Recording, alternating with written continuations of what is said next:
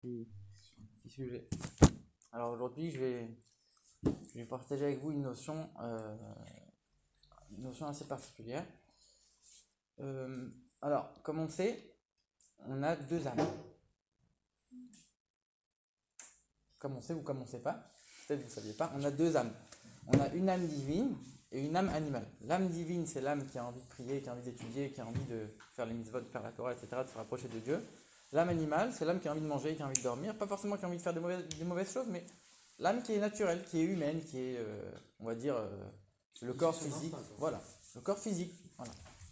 Dans l'âme divine, on a 5 parties. On a une première partie qui s'appelle Nefesh. Après, on a Ruach, Neshama, Chaya, Yechida. Peu importe les noms, il faut juste retenir qu'il y en a 5. À quoi ça correspond, ces 5 niveaux d'âme? Le premier niveau, ça représente l'action. Comme on a dit, c'est la partie de l'âme divine. C'est-à-dire que c'est tout ce qui représente l'action dans la divinité. L'action de vouloir faire la Torah et les mitzvot concrètement, matériellement. C'est l'action. Deuxième niveau, c'est les sentiments.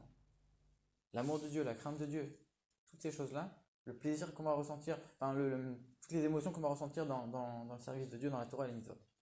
Troisième niveau, c'est l'intellect. Tout ce qui est lié à l'intellect. Comment on va s'attacher à Dieu par l'intellect. C'est-à-dire en étudiant, en comprenant, quand on fait de la Gemara par exemple, quand on est en train d'étudier quelque chose qui est un peu, on va se concentrer, on met son intellect pour s'attacher à Dieu. Quatrième niveau, c'est la volonté et le plaisir. Donc là on a fait Nefesh, Ruach, Neshama, action, émotion, intellect, et après on a un autre niveau qui est au-dessus, c'est le plaisir et la volonté. Ça c'est des forces qui sont beaucoup plus fortes chez l'homme, des forces qui nous permettent de nous donner beaucoup plus pour plein de choses. Donc c'est un niveau de l'âme qui est déjà beaucoup plus élevé. Par exemple, avoir un plaisir quand on étudie, avoir un plaisir quand on prie, avoir un plaisir à faire du bien à quelqu'un d'autre, ou alors avoir la volonté ferme de vouloir vraiment faire une mitzvah et de jamais rien lâcher. Et le cinquième niveau, en fait, c'est un niveau qui s'exprime pas par quelque chose de particulier. C'est l'attachement à Dieu pour l'attachement à Dieu. C'est le fait que une âme juive, elle est attachée à Dieu par son essence. Il n'y a pas forcément besoin de raison. C'est pas parce que je vais faire la Torah que je vais m'attacher à Dieu. C'est pas parce que je vais faire les mitzvot que je vais m'attacher à Dieu. C'est pas parce que je vais craindre Dieu que je vais m'attacher à Dieu. C'est pas parce que je vais l'aimer, c'est pas parce que je vais comprendre. C'est pas parce que je vais ressentir. Je suis attaché à Dieu parce que je suis une partie de Dieu. On a dit l'âme divine, c'est l'âme qui est une parcelle de divinité. C'est l'essence de l'âme. Le cinquième niveau, en vérité, c'est l'essence de l'âme. C'est le fait de dire je suis attaché à Dieu parce que c'est comme ça. Ça ne peut pas être autrement. Il n'y a pas de raison particulière. Je suis attaché à Dieu parce que c'est l'attachement à Dieu dans toute son essence. C'est quoi la différence avec les autres niveaux? Les autres niveaux, on peut les entacher. Si on fait des choses qui ne sont pas forcément bien, on fait une action qui n'est pas forcément bien. On a une émotion qui est un peu négative envers quelqu'un d'autre. On comprend les choses un peu tordues. Ou alors on va avoir des mauvaises volontés, des mauvais plaisirs. Donc on voit qu'on peut entacher quelque chose. Mais cet attachement à Dieu, de l'âme, de l'essence de l'âme, ça dépend de rien. Et ça, c'est ce niveau de l'âme, donc c'est le cinquième niveau, on l'avait dit, il s'appelle Yechida. Le niveau de Yechida, il est pareil chez chaque juif. Chez le plus grand sadique et chez le dernier des juifs qui fait même pas Kippour, c'est le même. Pourquoi c'est le même? Parce que c'est un niveau qui ne peut pas être entaché par quoi que ce soit. C'est le niveau de l'essence de l'âme de chaque juif et pour chaque juif, ce niveau c'est le même. Puisque c'est un niveau qui est complètement au-delà de tout. Donc on voit qu'en vérité, c'est pas 5 niveaux. C'est 4 plus 1. Le dernier, finalement, il n'a rien à voir avec les autres. Il leur donne la vie, il les maintient, il est complètement au-dessus. D'ailleurs, en fait, c'est deux grands axes. À la fois, il est complètement au-dessus des autres niveaux, mais à la fois, c'est lui qui leur donne de la vie. Ça, c'est l'âme du juif. L'âme divine du juif, plus particulièrement. Et on met ça en parallèle avec quoi? Avec les 5 parties de la Torah. Il y a 5 parties de la Torah. Et c'est pareil, on va voir la même digression qui est 4 plus 1. On a le sens simple. Comment on va comprendre les histoires du Chumash quand on lit, comment on va avoir la loi pratique, comment on va étudier le Talmud, le sens simple du Talmud, c'est le sens simple. Premier niveau. Deuxième niveau, on a le sens allusif. Quand on va dire en vérité, ce verset, il voulait dire autre chose. Ce verset, il fait une allusion sur quelque chose de plus profond. Mais c'est pas le sens simple, c'est déjà quelque chose qui est un peu plus élaboré. Après, on a le sens explicatif. Ça veut dire, on va tirer un enseignement de quelque chose. On va pas uniquement dire ce verset dans la Torah, il veut dire telle histoire, ou il veut dire tel fait, ou tel événement. Bon, on va pas dire telle loi, c'est juste la loi claire. On te dit, de ça, tu apprends quelque chose d'autre dans ta vie. De ça, tu vas avoir quelque chose d'autre que tu peux appliquer. Donc, une deuxième application, tu vas l'apprendre de la première application. Troisième sens. Le quatrième, c'est quoi? C'est le sens profond. En vérité, c'est le sens de la Kabbale. C'est-à-dire que la Kabbale, c'est tous les secrets de la Torah qu'on ne comprend pas forcément, en tout cas, qui ne sont pas forcément accessibles. Le sens profond de la Torah. Et le cinquième niveau, c'est ce qu'on appelle la Chassidut. Ce niveau, c'est la profondeur de la profondeur. Pourquoi c'est encore plus profond? Parce que c'est les profondeurs, mais de manière qui sont aussi rendues accessibles. Pourquoi? Parce que justement, on a dit c'est 4 plus 1. C'est un niveau qui à la fois il est complètement séparé des 4 autres, et à la fois il permet de mieux comprendre, d'éclaircir les 4 premiers, et de leur donner beaucoup plus de vie. Et on met le parallèle entre les 5 niveaux de l'âme et les 5 parties de la Torah. Et pour comprendre un petit peu ça de manière concrète, on va donner un exemple.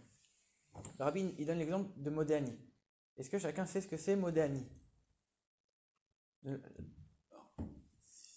je me souviens bien, Modéani, tu remercies très clairement, enfin tu remercies dignement Dieu de t'avoir rendu ton âme quand elle a fait son rapport. Exactement. Alors tu le dis quand le Modéani? Juste au réveil. Exactement. Donc, le Modéani, a priori, c'est la loi la plus basique.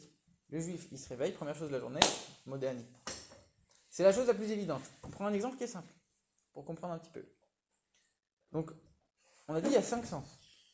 C'est quoi le sens simple du Modéani? Comme il a dit. C'est exactement ce qu'il a dit. Tu te réveilles le matin, tu dois remercier Dieu. De la même manière que quand on mange une pomme, quand on mange un gâteau, on doit faire une bracha pour remercier Dieu. Et la bracha, on doit toujours la faire avant. Si on mange la pomme, on doit faire la bracha avant de manger la pomme. Si je fais la bracha, je parle et après je mange la pomme, ça ne marche pas. Il ne faut pas d'interruption. On est d'accord?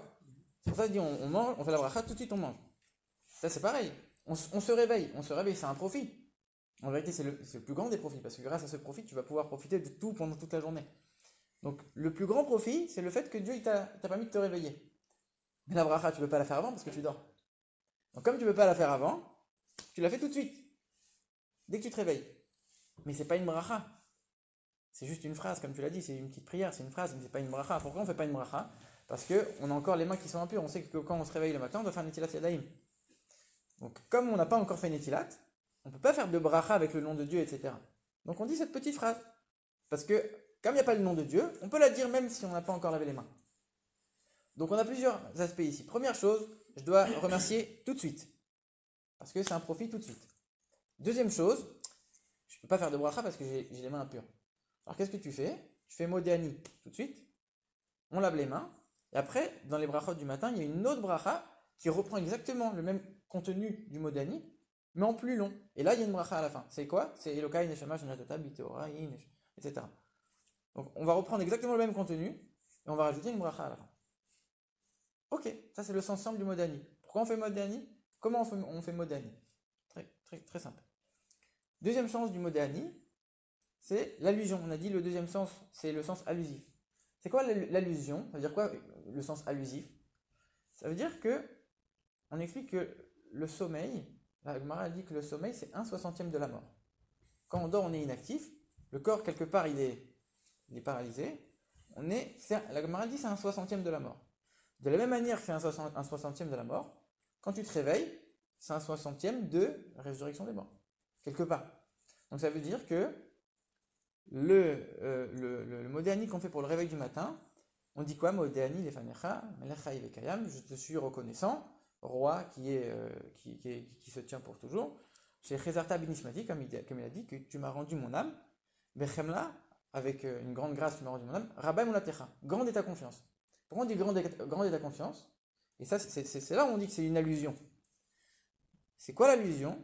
C'est que j'ai confiance, grande est ta confiance. De la même manière que j'ai vu que tu m'as réveillé ce matin, de la même manière j'ai confiance en toi que tu vas me réveiller, que tu vas faire la résurrection des morts. Donc comme on a dit, c'est un peu plus lointain, c'est pas le sens simple, c'est déjà un peu plus le sens allusif. Le sens explicatif, c'est quoi? C'est quoi l'explication du Modéani? C'est la chose suivante. Quand on va dormir, donc comme il a dit, on donne notre âme à Dieu, on confie notre âme à Dieu quelque part. On lui dit voilà, je te confie mon âme, j'ai confiance en toi que demain tu vas me la rendre. Maintenant, est-ce qu'on a été parfait dans la journée? Je crois que l'âme, elle fait un peu un rapport à Dieu en mode. Il a été Aussi, gentil, ouais. pas gentil, machin et tout. Alors du coup, s'il n'a pas été gentil, Et bah, Punition. l'explication des AVC, mesdames et messieurs. s'il n'a pas été gentil, alors Dieu pourrait très bien se dire, bah t'as pas été gentil, je vais pas te réveiller. Au nom de... ouais, exactement. Au nom de quoi? Alors, malgré tout, Dieu y rend l'âme. Et de là, on apprend quoi? Donc, comme on a dit, explicatif. On va apprendre quelque chose d'autre pour nous. On apprend que si, par exemple, Yaakov, il m'a prêté une montre. Non, on va dire autre chose. Yaakov, il m'a prêté 1000 euros. D'accord? Moi, je ne lui ai pas rendu les 1000 euros. Et il vient, il me demande, Ethan, tu me dois 1000 euros, tu me dois 1000 euros. Et au bout d'un an, je ne lui ai toujours pas rendu les 1000 euros. Donc, j'ai une dette envers lui de 1000 euros. J'arrive un jour, je pars en voyage, je lui dis, écoute, je t'en supplie, garde-moi ma montre. Je reviens dans 5 jours, tu me rends la montre. Il dit, ok, pas de souci, prends la montre. Je reviens après les 5 jours, je lui dis, rends-moi la montre. Il me dit, non, tu m'as pas rendu les 1000 euros, je te rends pas la montre. Tu as une dette envers moi. Moi, je me rembourse ma dette avec la montre. C'est des fruits, ça. Logique. C'est frère menage. En vérité, c'est quelque part, c'est un peu logique de faire ça. Toi, tu viens, tu as des dettes envers Dieu. Tu viens et tu dis à Dieu, je te confie mon âme. Frérot, ça marche pas comme ça. Hop, je te la rends pas. Dieu dit, malgré tout, tu sais quoi? Je vais te la rendre. Dieu, c'est le plus beau des créanciers. Alors justement, mais nous, on doit apprendre de ça. Donc ça, on a dit encore une fois, ça c'est le sens explicatif. On doit apprendre quelque chose d'autre. On doit apprendre que quand moi je suis dans le cas de Yaakov, je dois dire, tu sais quoi? Je te rends la montre. Du fait que Dieu il va nous rendre malgré tout l'âme, nous on doit apprendre pour nous quelque chose, voilà, quelque chose de concret. Ok. Donc là on a fait les 3 sens. 4e sens, le sens profond. On a dit c'est la Kabbalah, on ne va pas forcément comprendre. La Kabbalah elle explique que Dieu il a plusieurs attributs. 2 de ces attributs c'est la royauté et le fondement. Et c'est ça qui est dans le mot dernier, on dit Meler. Meler ça veut dire le roi, donc la royauté. Chai vekayam. Vekayam ça veut dire qu'il se tient fermement. Donc la royauté et le fondement. Les attributs de Dieu, on ne comprend pas trop bien comment ça marche si on n'est pas initié à la Kabbalah. Et la Kabbalah elle te dit la royauté et le fondement, ils s'unissent ensemble. Chai vekayam, Meler chai vekayam, tu mets ça ensemble. Et grâce à ça, l'âme elle se réveille. Bon, on n'a pas trop compris de quoi il s'agit. C'est on a dit c'est le sens profond, c'est pas forcément accessible. Ok, très bien, on a fait les 4 premiers sens. Le dernier sens de la Torah, le sens le plus profond, c'est quoi? On a dit, à la fois, il est complètement séparé. Il a une explication qui est beaucoup plus élevée, mais à la fois, il va donner de la vie aux 4 autres. Alors, c'est quoi ce 5e sens? En vérité, ce 5e niveau de l'âme dont on a parlé au début, le niveau qui est l'essence de l'âme du juif, qui ne peut jamais être entaché, qui est parfait, qui est toujours uni à Dieu, il s'exprime le matin au moment de Modéani. Et en vérité, c'est pour ça qu'on peut le dire même avec les mains impures. Parce qu'en vérité, il n'y a aucune impureté qui peut toucher ce niveau-là, comme on a dit. Donc, main impure, pas main impure, peu importe, dis-le, de toute manière. On va faire en sorte justement que tu vas le dire à un moment où tu as les mains impures, pour que tu comprennes qu'il n'y a rien qui pourrait impurifier ce niveau-là. Le moment où tu te réveilles, c'est le moment où ce niveau, le plus profond, il s'exprime, il n'y a rien qui peut impurifier ce niveau-là. Et pourquoi on fait une phrase où il n'y a pas le nom de Dieu? On l'avait dit parce qu'on a les mains impures, alors on ne peut pas, quelque part c'est un manque. On aurait voulu le dire, mais on ne peut pas. En vérité, on t'a dit non. C'est justement parce que c'est un niveau tellement haut qu'on ne met pas un nom de Dieu. Pourquoi? Parce que si on met un nom à Dieu, tu es en train de limiter Dieu. Tous les noms de Dieu, en vérité, ils désignent une certaine manière d'agir de Dieu. Il y a un nom qui va dire la bonté, un nom qui va désigner la sévérité, un nom qui va désigner le caractère illimité, un autre nom qui va désigner la nature. Donc tous les noms de Dieu, ils ont un caractère particulier. Si toi tu commences à dire un nom, tu es en train de dire c'est ça et pas le reste. Donc le nom il limite. Justement, on a pris une phrase où on ne dit pas de nom. On dit quoi? On dit Anil Fanecha, toi. C'est-à-dire que toi, il n'y a pas de nom. C'est pas un nom, c'est pas quelque chose de saint, toi. C'est juste quelque chose qui désigne. En vérité, c'est beaucoup plus haut. C'est pas juste parce qu'on a les mains impures, donc c'est un manquement. Non, au contraire, c'est un niveau encore plus haut, parce que justement, c'est le niveau de l'âme le plus haut qui s'élève, qui s'exprime à ce moment-là. Donc on voit que ce 5e niveau d'explication, il va beaucoup plus loin, il est beaucoup plus général, il est beaucoup plus profond que tout le reste qu'on a vu avant. Donc ça, c'était le premier axe. D'abord, il est beaucoup plus haut. Maintenant, comment il va expliquer le reste? On a le temps. Vous avez le temps? Oui. Hein? Il n'y a rien à faire à Reims. Toujours le temps ici. C'est quoi, c'est Darcy?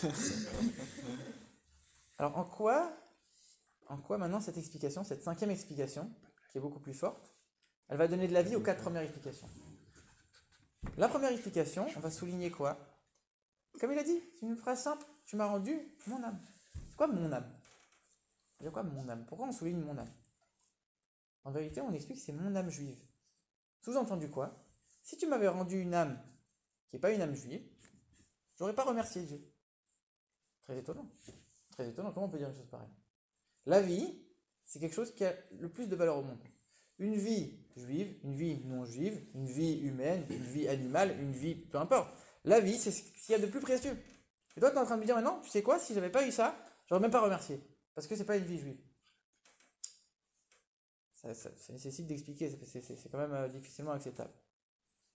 En vérité, pour ce niveau-là de l'âme, le niveau le plus profond, justement, il n'y a rien d'autre qui existe. On a dit quoi? C'est quoi toute son essence, toute son existence? C'est d'être attaché à Dieu. Elle n'est pas attachée à Dieu parce qu'elle étudie, parce qu'elle ressent, parce qu'elle comprend, parce qu'elle fait, parce qu'elle pratique. Elle est attachée à Dieu parce qu'elle est attachée à Dieu. Tu lui enlèves Dieu, elle n'existe plus. Donc en vérité, ce niveau de l'âme qui s'exprime à ce moment-là, il te dit, c'est soit une âme juive, soit rien. Donc c'est beaucoup plus fort. C'est quoi l'exemple qu'on donne? Si on prend un très grand intellectuel, et on lui dit, tu sais quoi maintenant, soit je te tue, soit tu vas vivre dans une étable avec des vaches toute la journée. Qu'est-ce qu'il va choisir? Il va dire, tue-moi. Moi toute la journée je suis avec mes livres. Toute la journée je suis en train de réfléchir. Tu mets maintenant dans une étable, c'est pas possible. Il va me dire, tue-moi.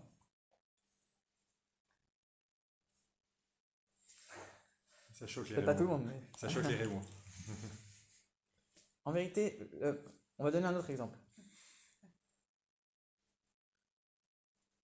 Bon, donc ça on a pris un intellectuel qui n'est pas forcément juif, etc. Maintenant on va prendre ce niveau de l'âme, tu lui dis encore une fois, tue-moi ou mets-moi avec les étables, ou mets-moi dans l'étable, il va me dire encore une fois tue-moi, on a compris. Un autre exemple. Si maintenant je te dis je vais te faire un très grand cadeau, mais sache que ce cadeau, il est inestimable, il a une valeur de 1 demi-million d'euros, il a été préparé pendant des mois et des mois. C'est un cadeau spécialement fait pour toi, à ton goût, à toi. Mais sache que par contre, pour le préparer, on a eu besoin de tuer un bon millier de petits enfants juifs. Mais grâce à ça, on a fait ton cadeau. Tu l'acceptes ou pas le cadeau? Maintenant que le mal est fait. Alors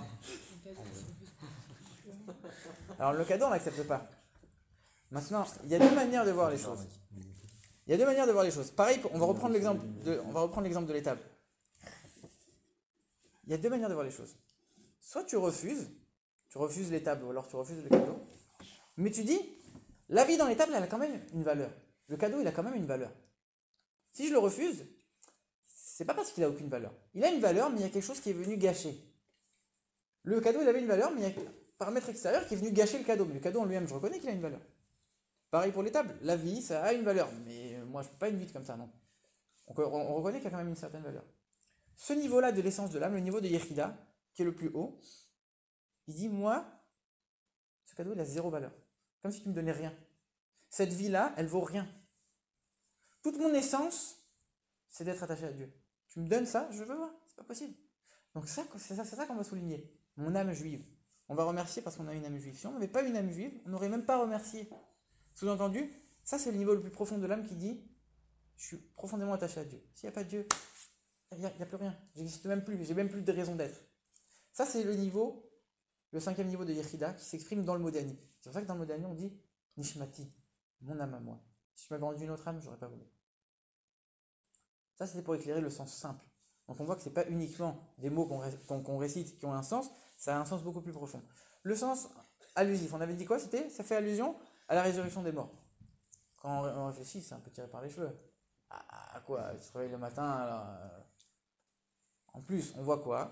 Que la résurrection des morts, c'est un renouveau complet du corps et de l'âme, les deux ensemble. Toi, quand tu te réveilles le matin, c'est que l'âme qui est renouvelée, le corps, il n'a pas bougé. Le corps, il n'a pas bougé la nuit. Ouais, mais il peut changer un peu. Ouais, mais il est pas... Quand on dit la résurrection des morts, ça veut dire que c'est complètement différent, c'est une renaissance complètement. Le corps, le matin, bon, ok, c'est le même. Il renaît dans un certain sens, tu te couches, t'es fatigué. te réveilles en Ah, pleine forme. oui, alors ça, c'est l'âme qui est en pleine forme. Mais L'âme, elle a ton pris cerveau- les forces, ton elle va cerveau- l'exprimer ton dans le cerveau corps. aussi, techniquement, qui reprend ton corps. Oui, mais d'où il prend la force, le cerveau? Je suis chiant. Je prends un cerveau sans âme. Bah, même si tu donnes ce que tu veux, tu vois ce que je veux dire? Mais Toutes- si toutes tu les- fais un effort physique, on est d'accord que c'est ton corps qui est fatigué, pas ton Ton- âme. Pourquoi? Oui. Tu fais un effort physique, pas Alors ton corps, il va être fatigué, d'accord? Et alors? Donc, on est d'accord que tu te reposes, le lendemain tu te réveilles, ton corps est renouvelé en quelque sorte, parce que Mais tu as quand- besoin de l'énergie pour pouvoir faire un effort physique. Mais l'énergie, c'est quoi? C'est quelque chose de. Finalement, c'est quelque chose qui est un peu. Tu vois ce que je veux dire? Ça vient de l'âme, l'énergie. Si quelqu'un, regarde, la preuve, c'est quelqu'un qui n'a pas d'âme, le corps, il vaut rien. Et puis, il peut être reposé, le corps, il n'y a pas de souci, il va être reposé éternellement. Il vaut rien. Il n'y a pas l'âme, c'est fini. L'âme, elle vient donner de la force, justement. Et par le sommeil, tu redonnes la force à l'âme, justement. Et l'âme, elle permet, justement, après, de prendre le corps. C'est comme une marionnette. Parce que si j'ai la main fatiguée, ok, je vais reposer la main. Et la marionnette, finalement, elle s'est reposée ou pas? Tu vois ce que je veux dire? Donc, avec le sommeil, c'est que l'âme qui se renouvelle, c'est pas le corps. En vérité, le cinquième sens de la Torah, justement, le sens le plus profond, il explique que Dieu renouvelle le monde à chaque instant. L'exemple qu'on donne, c'est comme une balle de ping-pong. Si je prends une balle de ping-pong et je mets le doigt dans l'eau, elle reste dans l'eau. J'enlève le doigt, hop, elle remonte. C'est-à-dire que Dieu, c'est la même chose avec le monde. Il a le doigt comme ça sur le monde.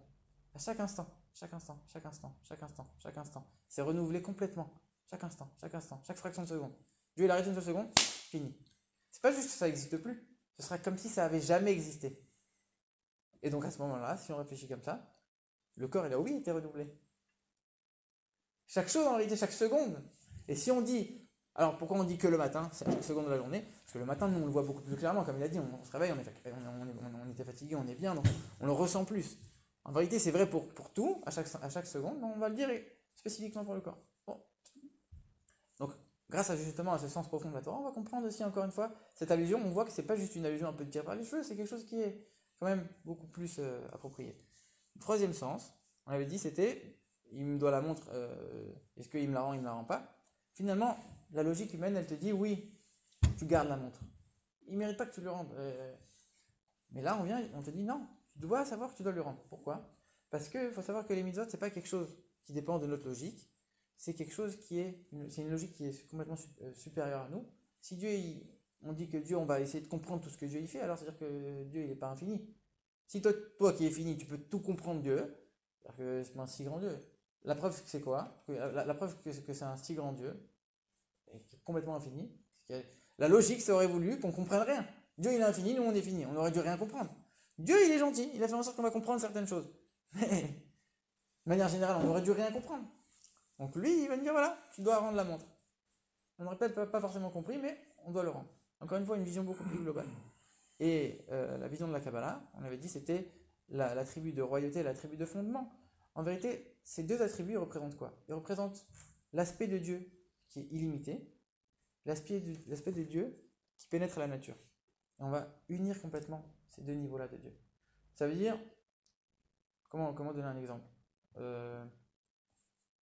Dans le Beth Amikdash, il y avait le Aaron HaKodesh. Ici, le Aaron, il était là. Voilà, comme ça. On va dire, ici, ça faisait 10 mètres. C'est pas la vraie mesure, mais je donne une mesure facile pour qu'on puisse bien comprendre. Ici, ça faisait 10 mètres. Le Aaron, il faisait 5 mètres. Donc quand on mesurait ici, on voyait 10 mètres. Si on mesurait de là à là, on aurait dû trouver combien? 2,5. 2,5. Et de l'autre côté, 2,5. Donc quand on mesurait ici, on trouvait 10. Quand on mesurait là, on trouvait 5. Et là, on trouvait 5.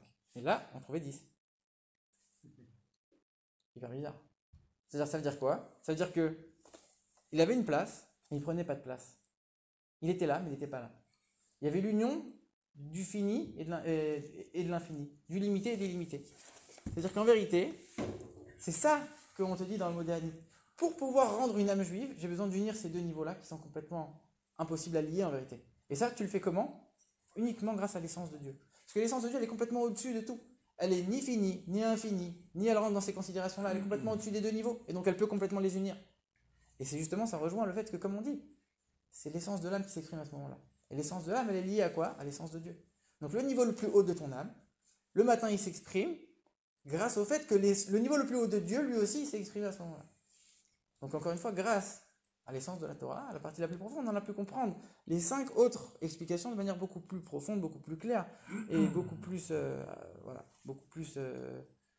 on sent que c'est complètement séparé, que ça n'a aucun rapport avec les autres explications, et c'est quelque chose de beaucoup plus profond. Voilà, voilà. Ouais.